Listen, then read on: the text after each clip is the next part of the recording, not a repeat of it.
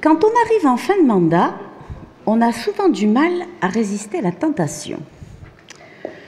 Je parle de cette tentation souvent douloureuse pour l'auditoire qui consiste, pour le président sortant, à livrer au public un rapport moral aux allures de testament en 3 tomes.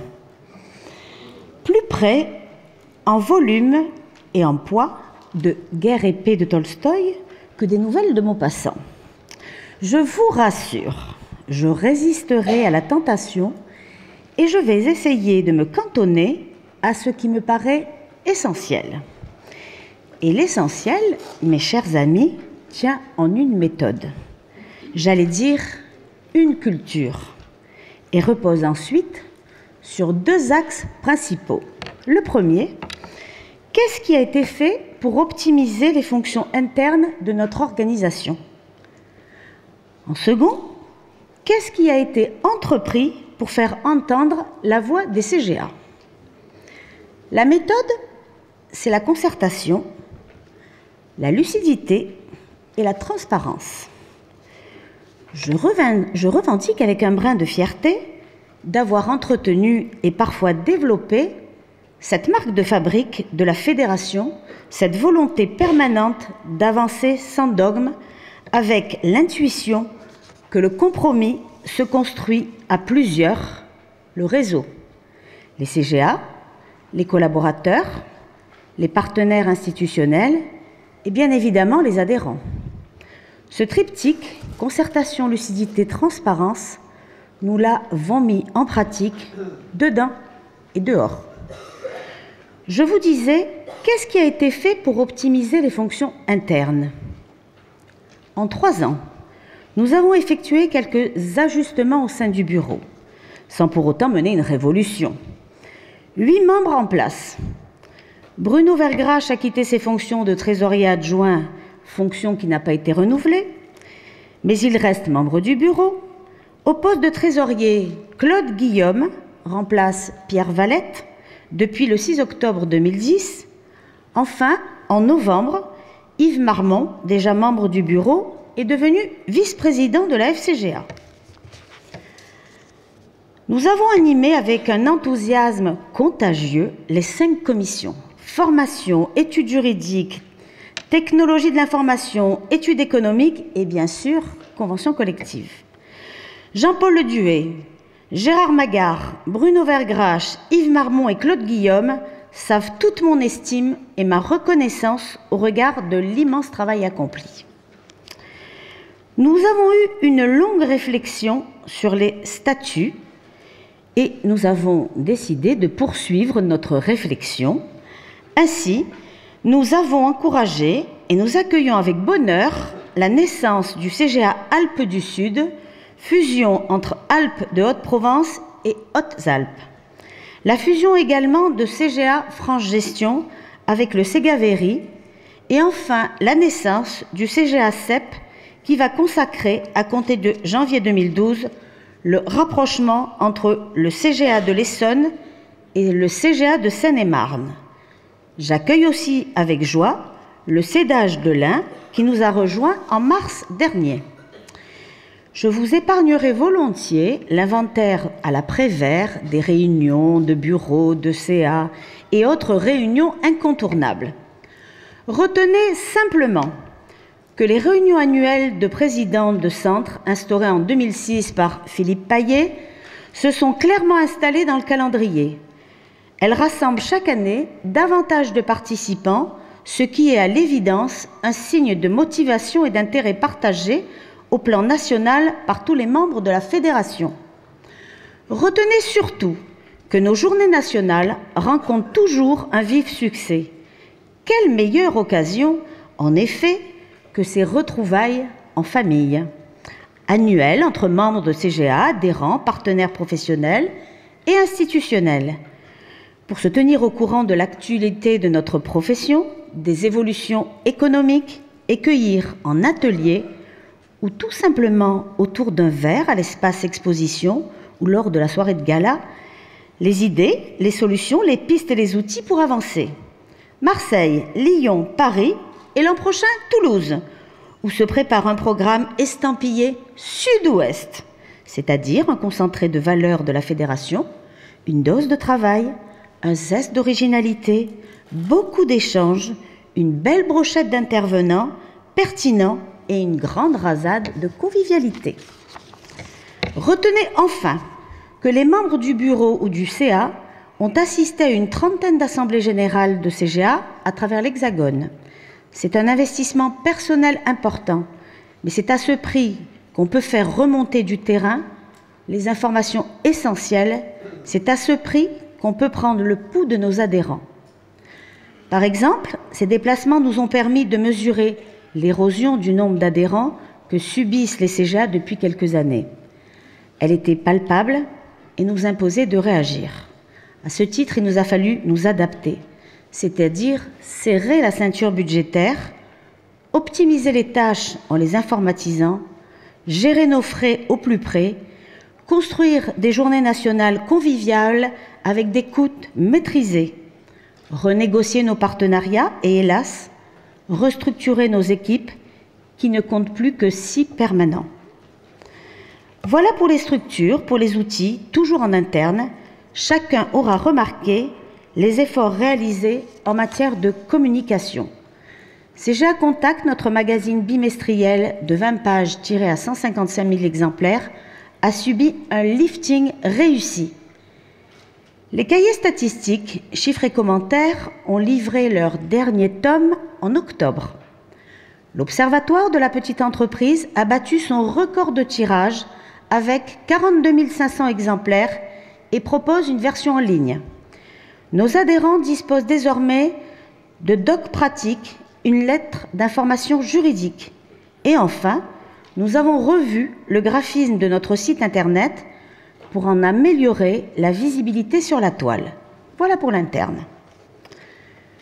Pour ce qui est de l'action menée par la Fédération dans son rôle de porte-voix des intérêts et des besoins exprimés par ses adhérents, ces 3 années ont été le théâtre de beaux combats. Je vais revenir sur 2 ou 3 moments clés.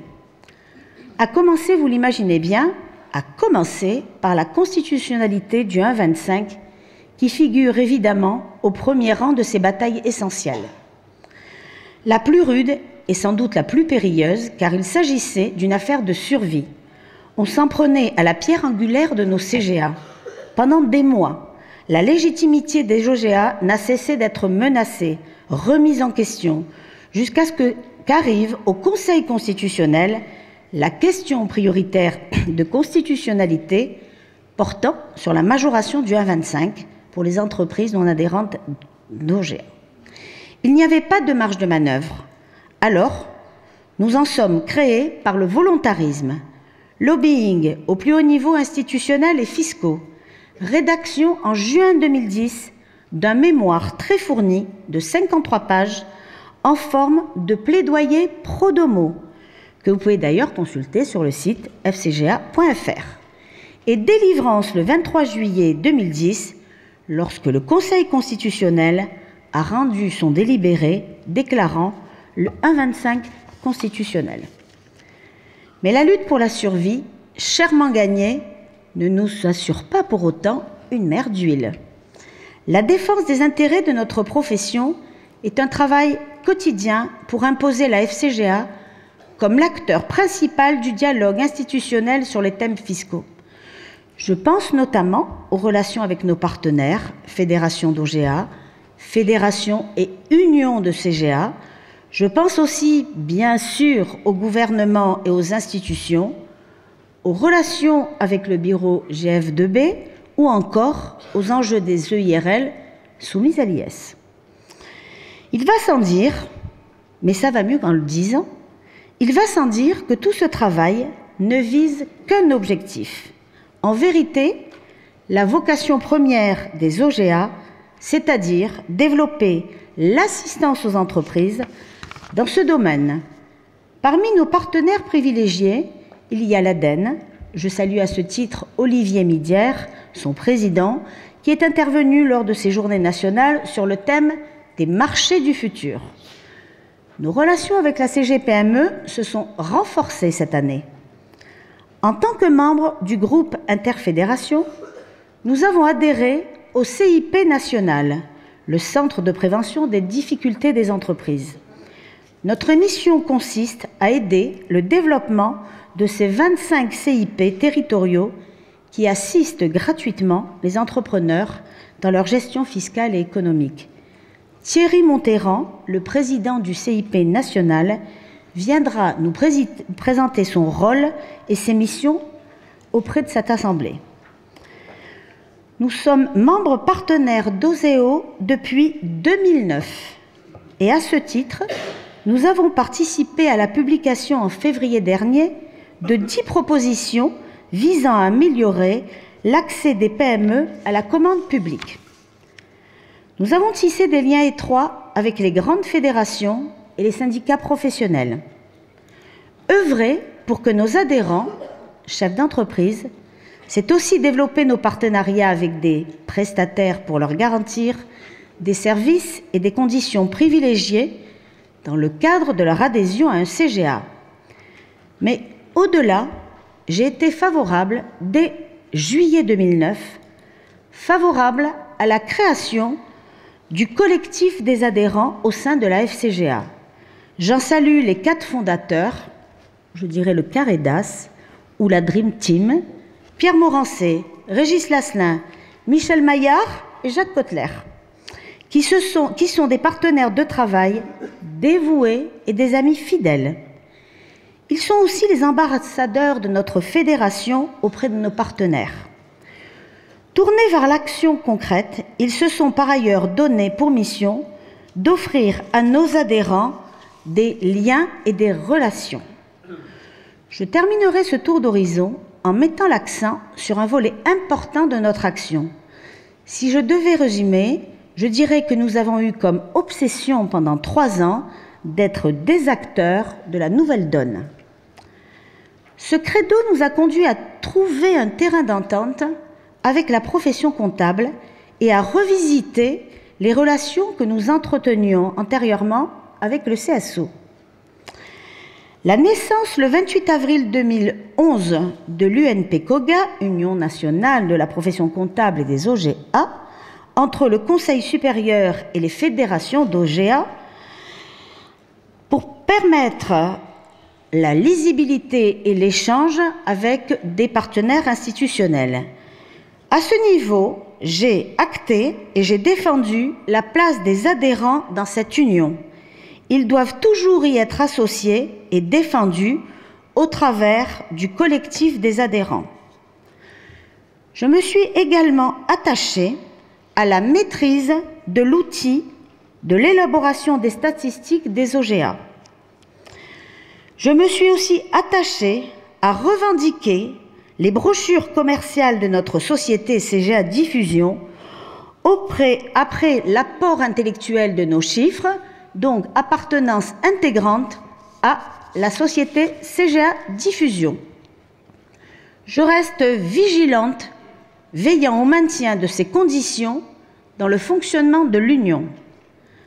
3 ans aux commandes m'ont appris que piloter la frégate des centres de gestion agréés relève d'une véritable expertise, une maîtrise permanente de tous les éléments, les courants qui vous portent et les vents contraires, un subtil équilibrage des priorités pour gérer un agenda effervescent et une patience et indéfectible ténacité pour rester à flot dans les tempêtes qui manquent chaque fois de nous submerger.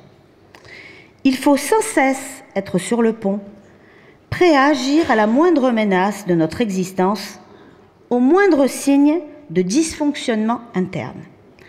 La vie de la FCGA n'est pas un long fleuve tranquille, mais, permis bateau tout neuf en poche, je suis sûre de mon cap pour assurer la pérennité de la FCGA et des CGA et la poursuite de notre mission aux côtés de nos adhérents.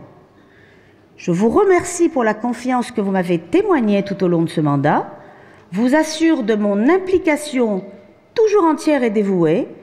Je souhaite une très longue vie à cette fédération et à tous ces centres qui me sont si chers. Je vous remercie.